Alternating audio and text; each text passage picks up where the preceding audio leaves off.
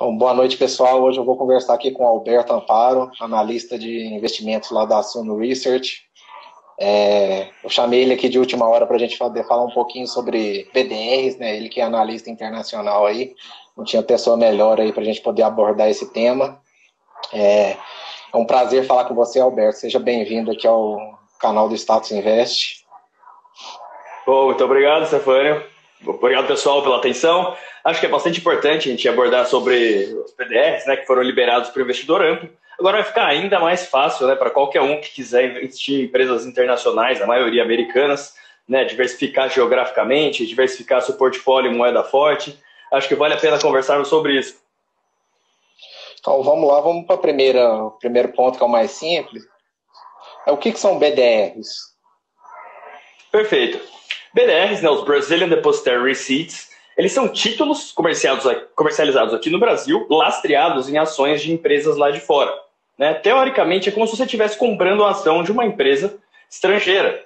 Né? O BDR, por exemplo, o BDR da Apple, ele é lastreado nas ações da Apple e ele vai variar a cotação dele de acordo com as variações da cotação da Apple. Só que tem um porém, né? Como o BDR é um ativo vendido no Brasil e cotado em reais, você também está sujeito, né, no preço de tela, à variação cambial. Né? Vamos dar um exemplo.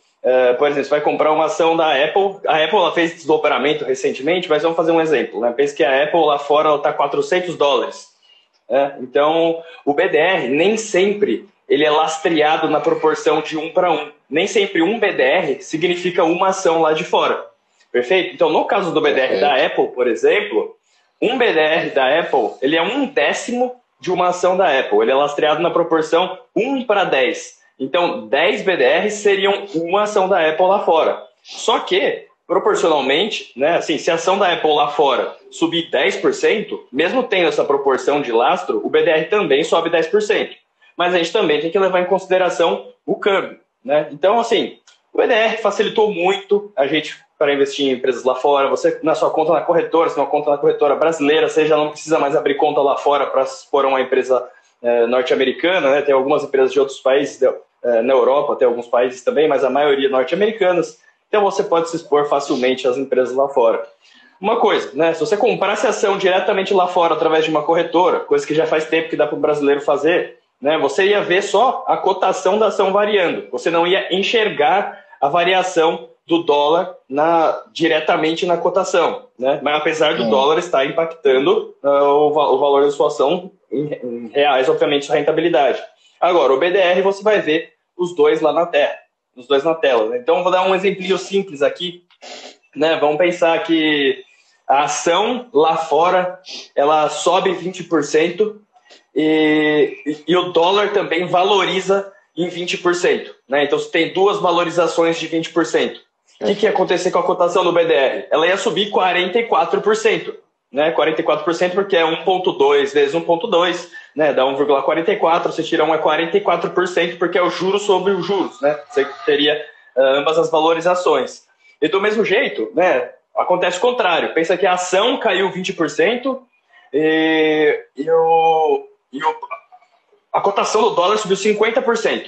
Né? Então, o que ia acontecer? No final das contas, você ia ter um retorno de 20%, né? Que seria o quê? 1,5 multiplicado por 0,8, né? Ou seja, 50% de valorização no câmbio e 20% de desvalorização na ação, que daria 20% de retorno no final das contas. Então, só para a gente ter em mente que o BDR, você está comprando, é como se você estivesse comprando uma ação lá de fora, só que a cotação dele também é impactada pelo câmbio.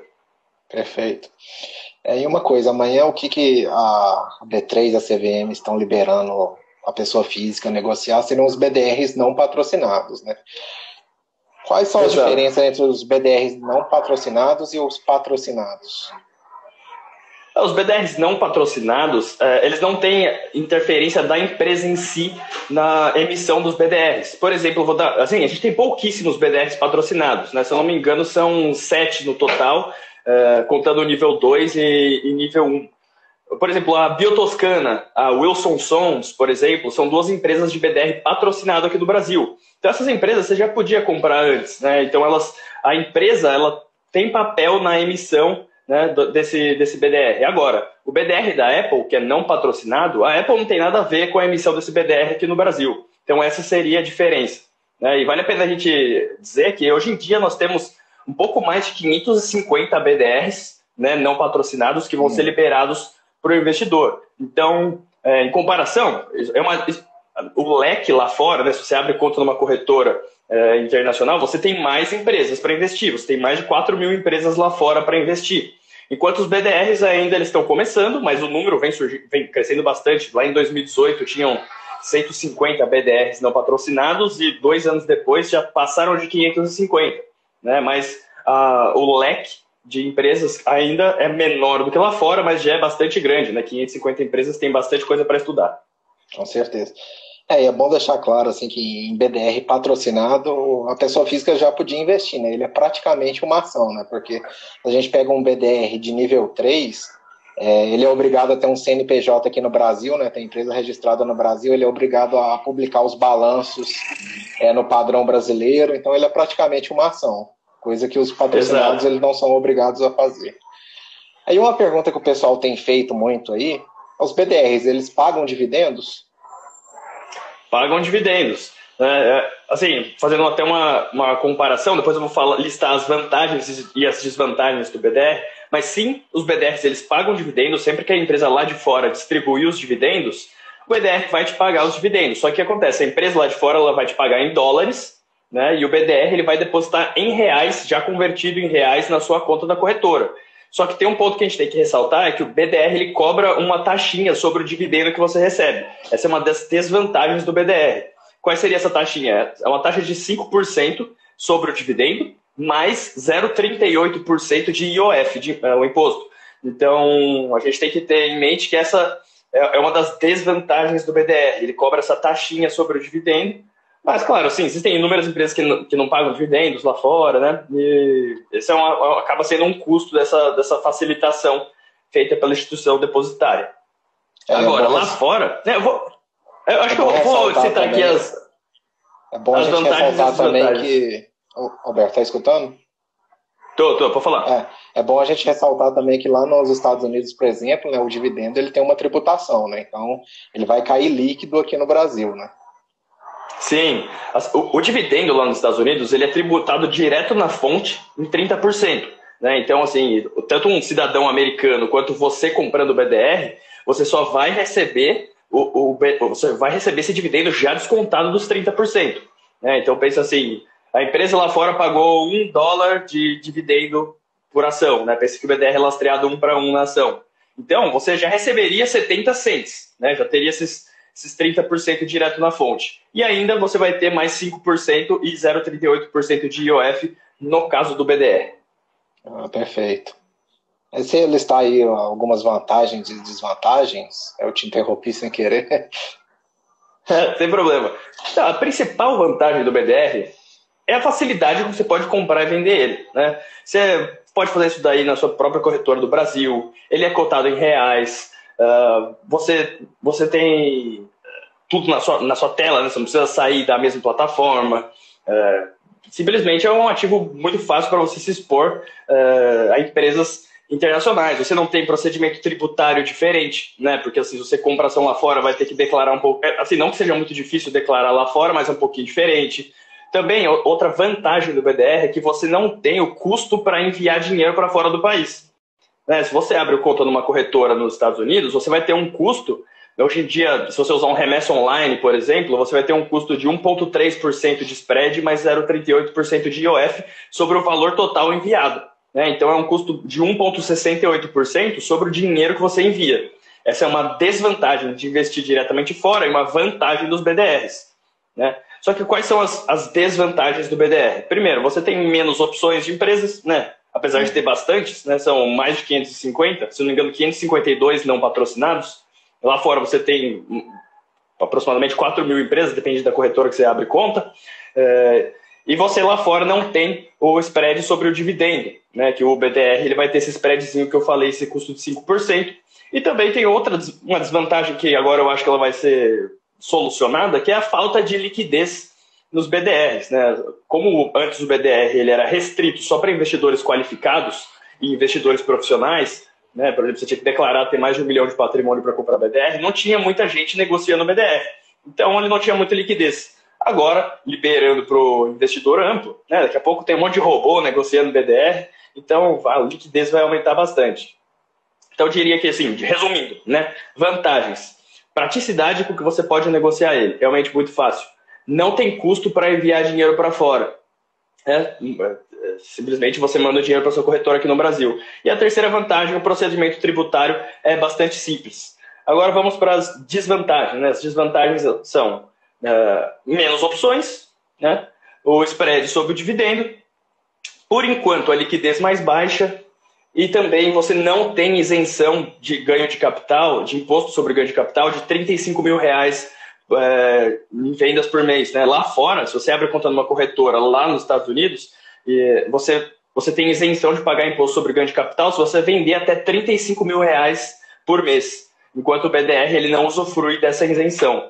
Então, eu acho que o BDR ele é interessante sim, e eu acho que vai do perfil do investidor se o BDR cabe ou não cabe na estratégia. Eu acho que assim, investir em ações internacionais, diversificar geograficamente, diversificar em moeda forte é necessário para todo investidor, né? A gente vê, por exemplo, a valorização aí do dólar em meio da pandemia, e sem falar que lá fora a gente encontra empresas, né, em muitos setores que não tem aqui no Brasil, né? Farmácia, tecnologia, os REITs, que são os fundos imobiliários lá de fora, que tem vários setores.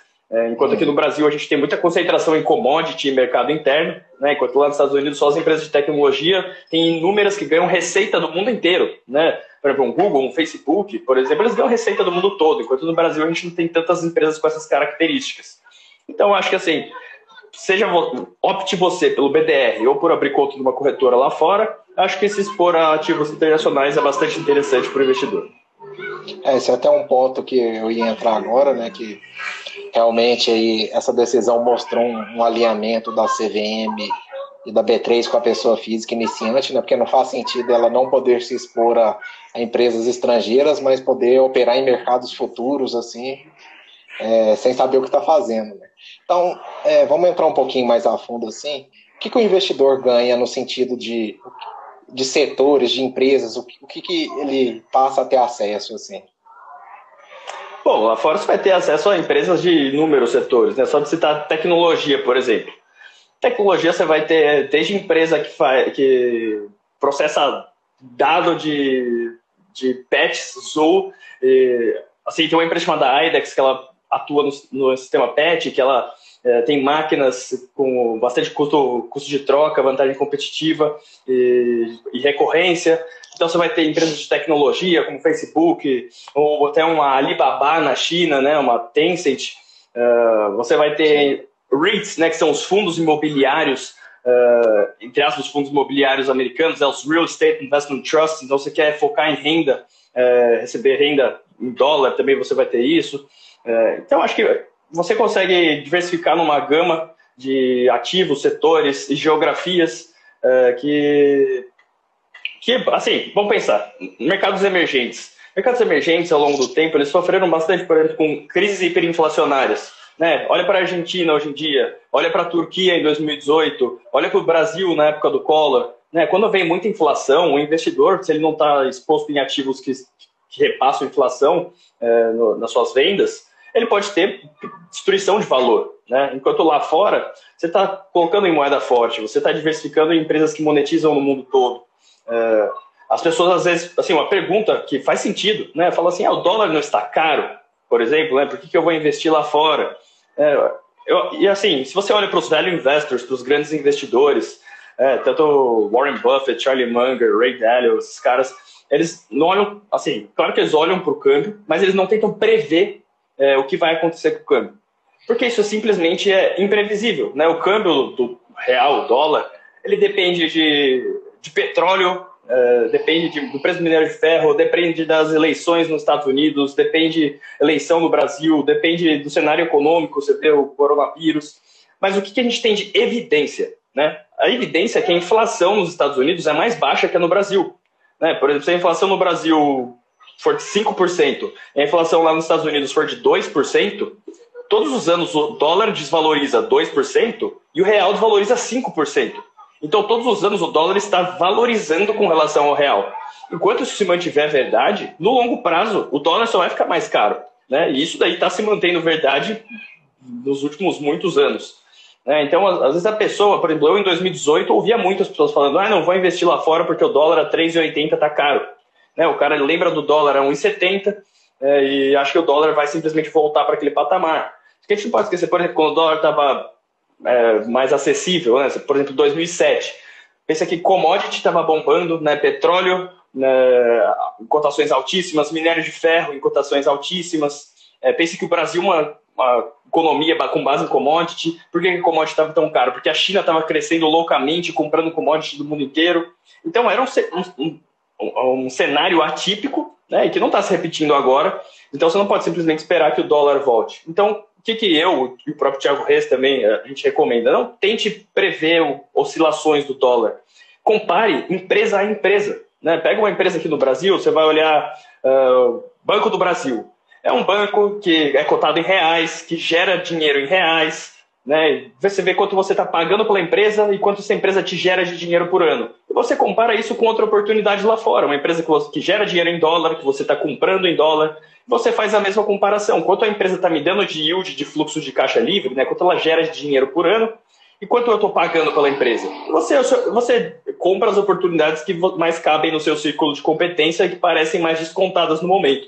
Né? Você deixar de investir pelo menos uma parcela do seu portfólio em moeda forte, eu acho que você está negligenciando as incertezas do futuro. Né? Assim, veja a Argentina, ganhou a esquerda lá, o peso teve inflação de 100%.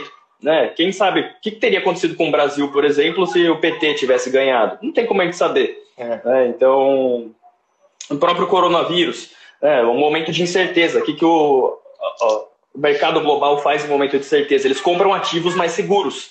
Né? E qual que é a moeda mais segura do mundo? A moeda padrão é o dólar. Então, por que a gente viu uma grande valorização do dólar? Porque no momento de incerteza as pessoas compram dólar. E se você tivesse seu patrimônio, né, diversificado em moeda forte, só do real e do dólar indo de R$4 para 5,20, você teria ganhado 30% de rentabilidade sem ação nem variar.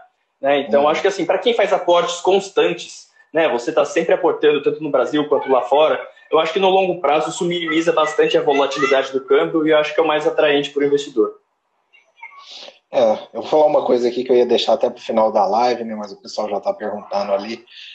Sim, a partir de amanhã a gente já vai disponibilizar os BDRs no Status Invest, então a partir de amanhã você já consegue ter uma visão de quais empresas você pode adquirir. E a gente estava até montando a base de dados aqui, Alberto, e é impressionante as empresas que você pode se expor, né? Por exemplo, em tecnologia, você tem desde desenvolvedora de software, você tem as maiores empresas lá dos Estados Unidos, como Apple, Facebook, Google, Microsoft, Amazon.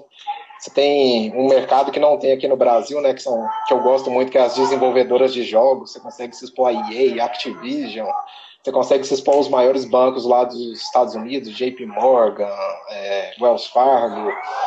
Então, assim, não é uma realidade distante. As BDRs, né, são empresas que, na maioria das vezes, estão no dia a dia da pessoa, assim, uma Nike, um McDonald's.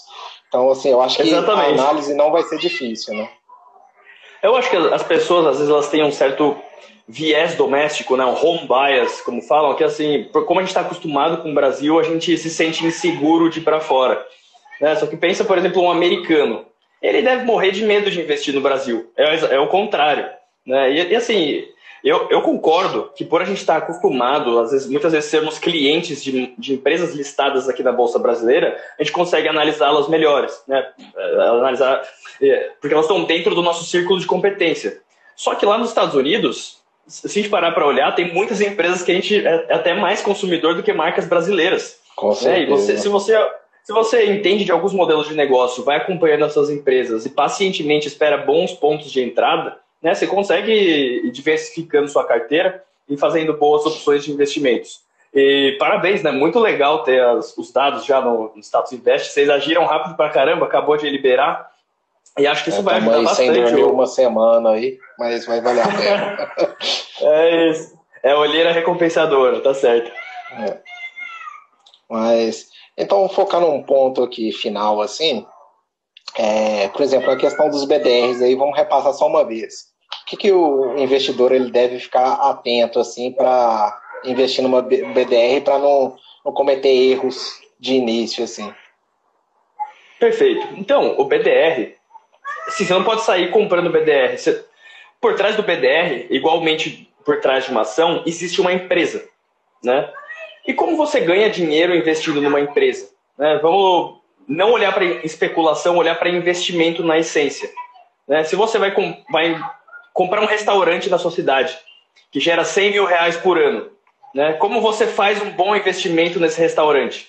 Pagando algum preço atraente com base no tanto de dinheiro que esse restaurante vai te dar. Né? Então, se esse restaurante gera 100 mil reais por ano, você acha que isso vai continuar pelos próximos 20 anos? Né? Se você pagasse 500 mil reais nesse restaurante, você estaria tendo um retorno de 100 mil por ano sobre os 500 mil que você pagou, ou seja, 20% de retorno por ano. Excelente. Né? Agora, eu vejo que muitas pessoas, quando vão comprar ações, elas esquecem de que existe uma empresa por trás da ação. Né? E assim, no curto, médio prazo, a oscilação de preço ela é completamente aleatória. Né? Tem um greve dos caminhoneiros, a ação cai 40%, mas quem disse que a capacidade de geração de dinheiro da empresa no longo prazo caiu 40%? E do mesmo jeito, né? Aparece um Elon Musk aí falando de energia renovável, um monte de coisa, a Tesla está valendo 450 bilhões de dólares, sendo que ela gera nem $1 bilhão por ano, né? Então, se ela mantiver essa geração de dinheiro, vai demorar mais de 400 anos para você ter seu dinheiro de volta. Pensa que a Tesla, por exemplo, ela produz 400 mil carros por ano, enquanto a Toyota produz 9 milhões, e a Tesla ela vale quase o triplo da Toyota. Né? Então, assim, as ações elas precisam ser analisadas antes. Né? Como você ganha dinheiro, investimento é abrir mão do dinheiro hoje para coletar mais dinheiro no futuro. Né? Se o investimento vai dar certo ou vai dar errado, não é questão de quantos analistas recomendam esse investimento, quantas pessoas concordam com você que o investimento é bom.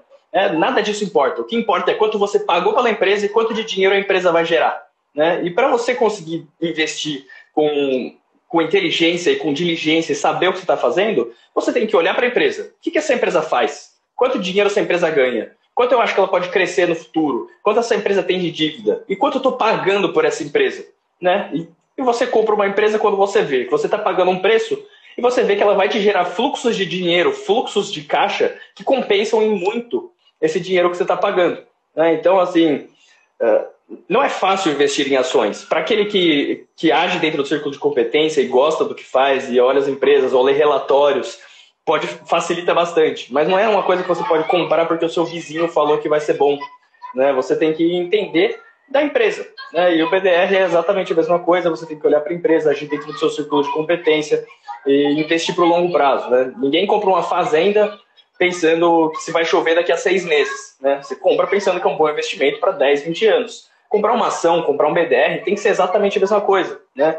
Você tem que ser diligente, você tem que estudar. Se você, por exemplo, fosse comprar uma loja na sua cidade, para você e a sua família tocarem essa loja, né? Você ia ter pressa nenhuma para comprar a loja. Você ia visitar várias lojas, ia procurar uma loja que você entende modelo de negócio, ia tentar pagar barato na loja, perto do tanto de dinheiro que essa loja te gera.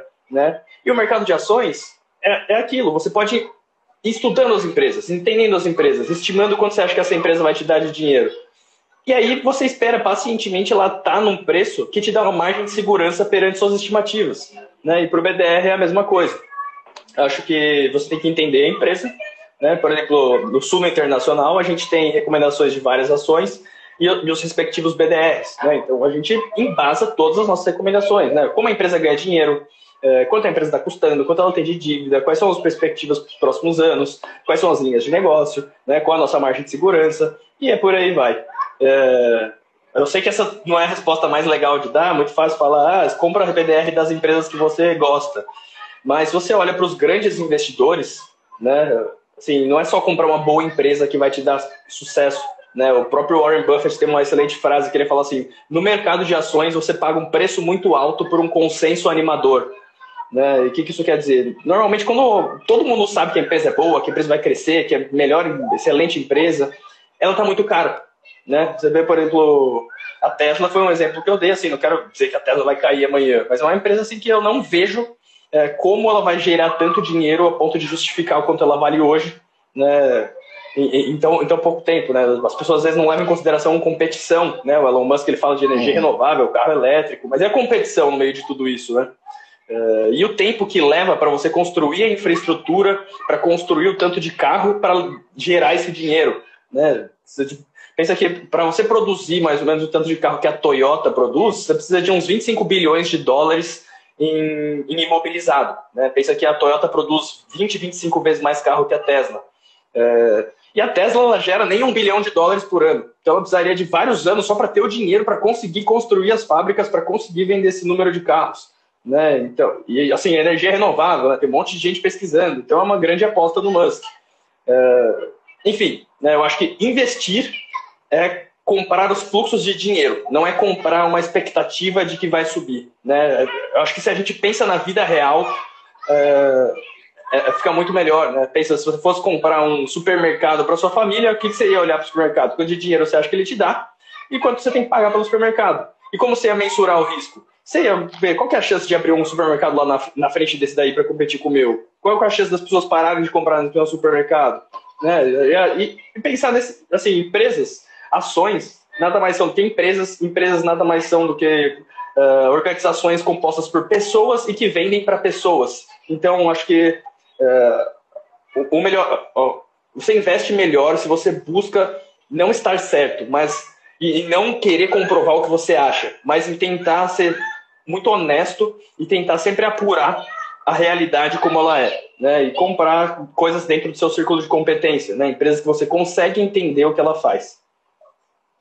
Uma coisa que é importante para a gente ressaltar, né? Até o pessoal vai conseguir constatar amanhã, quando a gente disponibilizar as BDRs lá no Status Invest, a liquidez ainda é muito baixa, né? Então, se você for olhar no geral, a liquidez ela é até menor que dos fundos imobiliários. Tende a melhorar no longo prazo aí, mas nesse futuro, nesse presente, é bom a gente ficar atento com isso, né? Porque se entrar muita gente de uma vez, né? E a liquidez baixa, vai gerar uma distorção, né? A gente tem que ver isso, né? Eu acho que assim, não vai ser uma coisa do dia para o outro, as pessoas vão começar a comprar para caramba BDR, mas a liquidez ela vai acabar aumentando, né? Abrindo para o investidor amplo, vai ter muito mais gente comprando e vendendo, vai ter um monte de robô trader comprando e vendendo, que faz um monte de liquidez. E assim, como é uma ação, como é um título lastreado na ação lá de fora, né? Ele tem o preço, entre aspas, travado, a ação lá de fora. E como os formadores de mercado, isso daí também é corrigido. Caso contrário, teria uma arbitragem, né? Se aqui fica muito mais caro que lá fora, ou se aqui fica muito mais barato que lá fora, você teria uma arbitragem. Por isso tem os formadores de mercado que meio que corrigem esse preço. Sim. Mas a liquidez deve melhorar. Então, Roberto, acho que a gente está chegando aqui no final da live, né? Foi um bom papo aqui. Queria só fazer uma pergunta aqui que geralmente eu faço no final da live, assim, com o pessoal, um bate e volta, né? Mas como a gente fez correndo aí de última hora, eu só consegui bolar uma perguntinha aqui. Então a pergunta é o seguinte: é mercado americano ou mercado brasileiro? Você pode ficar à vontade para responder qualquer coisa. Perfeito. Nenhum nem outro. Eu olho empresa a empresa. Se você não está comprando todas as ações, você não está comprando o índice, né, você está olhando empresa a empresa. Por exemplo, em 1973, Warren Buffett investiu no Washington Post. O Washington Post estava passando por um momento não excelente, tinha um certo pessimismo em cima, ele estava avaliado a mais ou menos $80 milhões. Só em ativos, o Buffett fala, ele tinha mais de $400 milhões. E se você tirasse esses ativos do Washington Post e vendesse no mercado, você conseguiria vender por $400 milhões. Né? Tanto que hoje em dia esses ativos valem $2 bilhões. Só que, por causa do pessimismo do mercado, ele valia 80. Né? E pensa assim, essa é uma empresa. Não importa se ela estivesse no mercado da China, se ela estivesse no mercado dos Estados Unidos, se ela estivesse no mercado do Brasil. Não importa se o SP500 estava na máxima, se o Ibovespa estava na máxima, se o SP500 estava na mínima. Essa era uma empresa que ela valia 80 milhões e tinha 400 milhões. Entende? Assim, então, eu olho empresa a empresa. Né? No mercado de máxima, pode ter excelentes oportunidades. Né? Claro que elas ficam mais restritas, mas elas existem. Então, o tratamento é negócio a negócio.